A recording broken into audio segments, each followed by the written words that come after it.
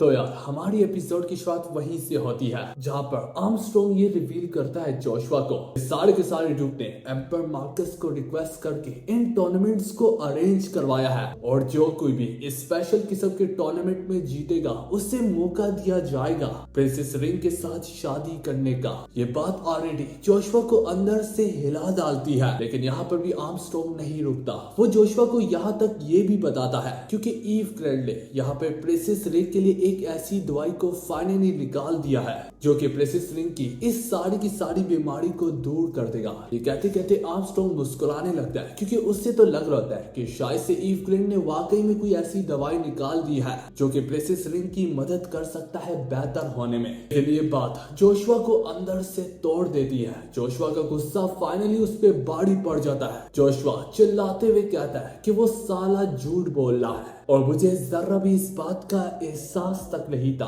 कि princess ring यहाँ पर ईव ग्रैंड के बलबूते पे पड़ी हुई है। वक्त आ गया है कि मैं जाकर प्रिंसेस रिंग की मदद करूं। दोस्तों यहाँ पर सीन शिफ्ट होके जोशुआ की फ्रेंड्स और फैमिली पे जाता है जहाँ पर हम सैली, केन और इगरिस को देखते हैं। वो लोग यहाँ पर बहुत बड़े गेटवे को देखते हुए कहने लगते हैं यह सब कुछ लेडी बिशमोंग के ऑर्डर्स पर किया जा रहा है, हमें इसके बारे में ज्यादा पता नहीं है। इसी बात को तो लेकर इगरिस और केन बहस कर रहे होते हैं। केन का ये कहना होता है कि ये लेडी बिशमोंग के ऑर्डर्स है, हमें इसे पूरा करना पड़ेगा, हमें किसी भी हालत में इस पोर्टल का इस्तेमाल करते हुए फॉरेस्ट से अकाडी तक पहुंचना होगा। इगरिस आगे से बोलता है वो सब तो मुझे समझ में आ रहा है, लेकिन बजट नामी भी कोई चीज होती है, पर क्या तुम्हें जरा भी मालूम है कि इन गेट को एक पर्सन के लिए भी इस्तेमाल करना कितना ज्यादा महंगा होता है। और यहाँ पर हम 3 लोग हैं। यहाँ पर जो गेटवे का रखवाला होता है ये सारे के सारे सबसे पहले जाकर उसको ग्रीट करते हैं। वो यहाँ पर इग्रिस को देखते हुए कहता है ये लड़का तो बिल्कुल लड़की जैसा दिखता है, और साथ में वो सैली के बारे में ये बोलता है ये तो वो मेज रखती है जो कि शायद से अपना रास्ता भटक गई हो। इसके बाद वो बुड्ढा उन्हें काफी बुरे तरीके से घूरते हुए कहता है तुम लोग तो मुझे जरा भी नोबल्स नहीं रखते, तो तुम लोग मुझे खुद ही बताओ कि आखिर मैं तुम लोगों के लिए गेटवे क्यों ओपन करूं। वो जिस तरीके से ये सब कुछ बोल रहा होता है केन को ये देखते सारी उसे खार आने लगती है। सर केन गुस्सा होते हुए बोलता है मुझे ये पसंद नहीं आया, तुम हमेशा बड़ी निगाहों से घूर रहे हो जबकि अभी तक हमने कुछ किया भी नहीं। इग्रिस उसे समझाने लगता है केन शांत हो जाओ, जाहिर सी बात है क्रिमिनल्स को अलाउ नहीं होता कि वो गेटवे को इस्तेमाल कर सके। दोस्तों ये टेरिटरी एक तरह की ग्रे जोन है क्योंकि ये एरिया एम्पर मार्कस के साथ मैजिक टावर के अंडर भी आता है और यहाँ पर इतनी गंदी किस्म की पॉलिटिक्स चलती है, यही वजह से ये जगह ग्रे जोन में आती है। खैर केन यहाँ पर इग्रिस का जवाब देते हुए बोलता है यही चीज तो मुझे और भी गुस्सा दिला रही है कि ये बंदा यहाँ पर सिचुएशन का फायदा उठाते हुए मुझे एक क्रिमिनल की निगाहों से घूर रहा है। लेकिन देखते देखते यहाँ पर सैली पोर्टल का इस्तेमाल करके अंदर से कोई चमकती हुई चीज निकालती है दोस्तों, और वो चमकती हुई चीज कोई और नहीं बल्कि सैली का गोल्डन प्लेक होती है। सैली का गोल्डन रैंक होता है मर्सनरी के अंदर, जिस वजह से सैली को यहाँ पर मर्सनरी सिलिन नेम भी दिया गया होता है। तो सैली इसी तरह से अपना रैंक दिखाते हुए कहती है क्या ये काफी है तुम्हें सेटिस्फाई करने के लिए, और यहाँ तक मर्सनरी गिल्ड से बिलोंग भी करती हूँ। पर इस सब के बावजूद भी वो कहते हैं ना कुत्तों की तुम कभी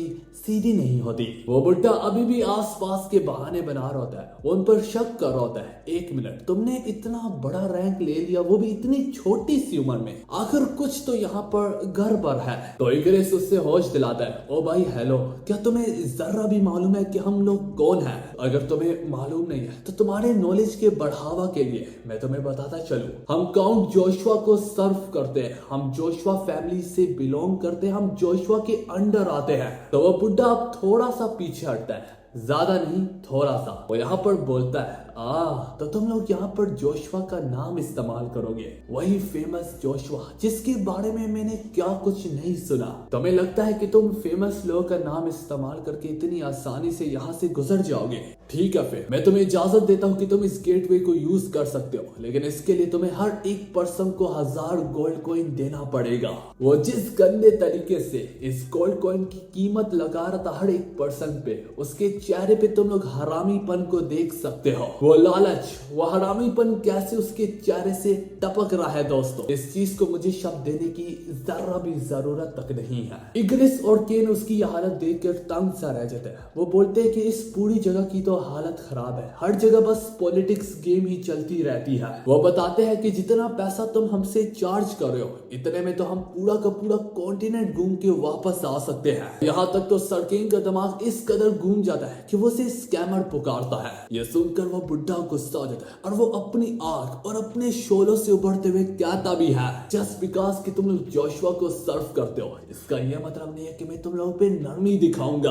अगर यहाँ पर तुम लोगों ने मेरे लिए और दिक्कत को खड़ा किया, मैं तुम लोगों की कंप्लेन कर दूंगा मैजिक टावर के अंदर और साथ ही साथ किंगडम ऑफ एवलॉन में भी। अब जो थोड़ा बहुत केन ने अपने आप को काबू में रखा हुआ था, यह सुनकर सरकेन उस पर टूट पड़ता है। ये तो अच्छा होता है कि इग्रिस वक्त पे उसे संभालने लगता है, पर केन यहाँ पे भी ना रुकता। वो उसे गाली बकते हुए कहता है कि आजा, मैं तुझे मौत के घाट उतारता हूँ। पर शायद से केन ये भूल गया होता है कि वो आग का मालिक है और केन की ये सारी की सारी बातें आग में पेट्रोल छिड़कने का काम कर रही होती है।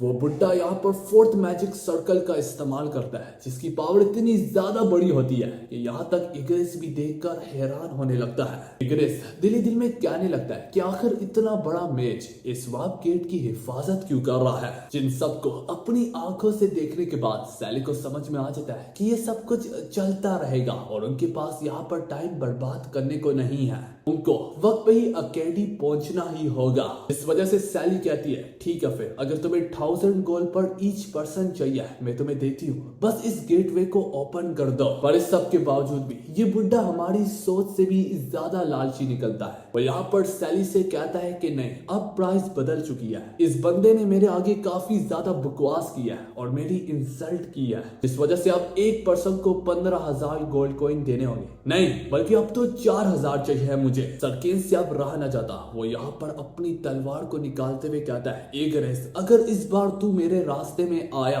तो मैं सच कह रहा हूँ, मैं तुझे भी काट डालूंगा। इस सारी की सारी सिचुएशन को अपने हाथ से निकलता हुआ देखकर सैली सोचने लगती है कि अगर यहाँ पर जोशुआ होता तो वो कैसे सिचुएशन को हैंडल करता। जोशुआ के बारे में सोच के यहाँ पर सैली को एक आइडिया आता है, जैसे वो फोरस से अपना हाई लेवल आइस मैजिक का इस्तेमाल करते हुए सबसे पहले सरकेन को रोकती है उसकी सोर्ड को वहीं पर जमा कर। इसके बाद वो अपनी आइस मैजिक का इस्तेमाल करते हुए एक बहुत बड़ी वॉल को क्रिएट कर देती है, जो वॉल आसानी से उस बुड्ढे के आते हुए आग के गोले को वहीं पर रोक देता है। और कहानी तो यहाँ पर भी खत्म नहीं होती। सैली ने अपनी आइस को इस कदर हर तरफ फैला दिया होता है कि उसकी ठंडक से यहाँ तक उस बुड्ढे की वो लाठी भी जम जाती है जिससे वो फायर मैजिक का इस्तेमाल कर रहा था। जोशुआ उस बुड्ढे को वार्न करती है, इससे पहले तुम दोबारा से अपनी आग का इस्तेमाल करने का सोचो भी, अपने सर के ऊपर देखो। और जब वो बुड्ढा अपने ऊपर देखता है तो वो यहाँ पर सैली के एक बहुत बड़े बर्फ के तोदे को पाता है, जिसके बाद सैली उसे पूरी तरीके से इस बात का एहसास दिलवाती है कि यकीन करो, यहाँ पर तुम्हारी जान मेरे हाथों में है। सैली यहाँ पर उसे धमकाती है कि तुम उल्टा मुझे क्या रिपोर्ट करोगे, मैं तुम्हें रिपोर्ट करूंगी। वो यहाँ पर बताती है कि मैं तुम्हारी कंप्लेन मैजिक टावर को कर दूंगी। साथ ही साथ तुम्हें मेरा रैंक भी पता है कि मैं मर्सनरी में सर्व करती हूँ। उसकी ये सारी की सारी बातें सुनने के बाद अब फाइनली उस बुड्ढे के पसीने छूटने लगते हैं। वो सोचती है कि मैंने गलत लड़की से पंगा ले लिया। उससे याद आता है कि मैजिक टावर वाले ईव ग्रैंड को पाने की कोशिश कर रहे हैं जब से उसने धोखा दिया है, पर चूंकि ईव ग्रैंड ने एम्परर मार्कस के यहाँ पनाह ले लिया है, इस वजह से मैजिक टावर और एम्परर मार्कस के बीच में काफी ज्यादा पॉलिटिक्स गेम चल रही है। और अगर ऐसी ग्रे सिचुएशन में इसने मेरी कंप्लेन कर दी, जो कि मर्सनरी के अंदर इतना बड़ा रैंक रखती है, तो मैजिक टावर वाले मुझे फौरन से किक आउट कर देंगे। तो बुड्ढा फौरन से सर झुका के यहाँ पर सैली से माफी मांगता है, पर चूंकि यहाँ पर सैली बिल्कुल जोशुआ की तरह सोच रही होती है, तो सैली उसे बताती है कि चूंकि तुमने हमारा इतना ज्यादा वक्त बर्बाद किया, तो तुम्हें हमें उल्टा यहाँ पर पैसे देने होंगे और हमारे लिए गेटवे को भी ओपन करना होगा। अगर तुमने ऐसा नहीं किया तो तुम्हें पता है क्या होगा।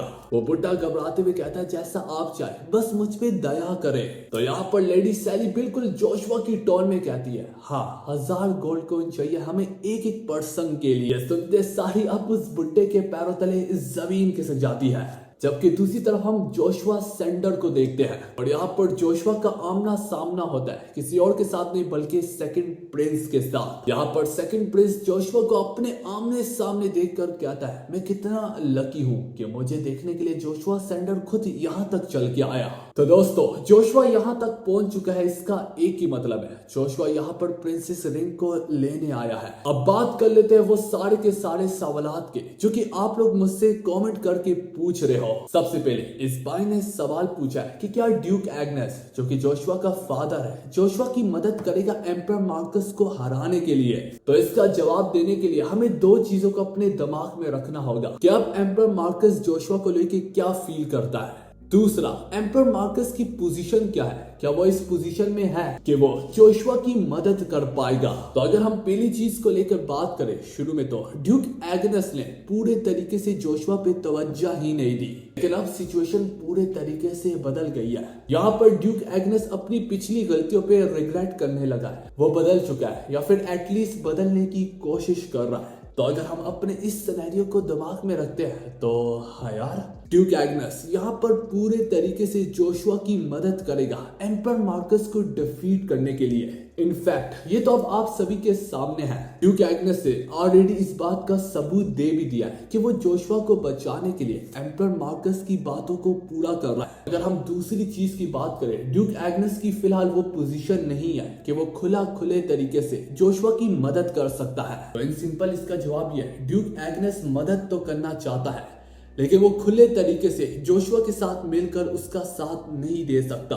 दूसरा सवाल एक और भाई ने पूछा है कि जोशुआ की सबसे बड़ी अचीवमेंट क्या है। जोशुआ की सबसे बड़ी अचीवमेंट को समझने के लिए आप सभी को जोशुआ के कैरेक्टर को समझना पड़ेगा कि जोशुआ के लिए सबसे बड़ी अचीवमेंट पैसा और ये सब कुछ नहीं है। क्योंकि अगर हम बात करें, जोशुआ ऑलरेडी इतना बड़ा पैसा हासिल कर चुका है और ऑलरेडी इतनी बड़ी पॉलिटिकल पावर भी गेन कर चुका है। तो क्या ये जोशुआ की सबसे बड़ी अचीवमेंट है? तो आप लोगों का जवाब है गलत। जोशुआ के कैरेक्टर को देख के मुझे इस बात का एहसास हुआ है कि जोशुआ ने ऑलरेडी अपनी सबसे बड़ी अचीवमेंट को पा लिया है। अगर बात करें वो सबसे बड़ी अचीवमेंट क्या है, वो अचीवमेंट है जोशुआ ने टाइम को समझ लिया है। हाँ दोस्तों, आप लोगों को शायद से ये सुन के थोड़ा अजीब लगे कि मैं आप सभी को ये याद दिला सकूं, अपनी पिछली जिंदगी में जोशुआ एक बार मर के दोबारा जिंदा हुआ है, जिसने जोशुआ को टाइम का एहसास दिलवाया और उसने सच्चे दोस्तों का भी एहसास दिलवाया है। इससे जोशुआ को मालूम पड़ा कि कौन उसका सच्चा दोस्त है और कौन उसका दोस्त बनने का नाटक कर रहा है। इस चीज को समझने से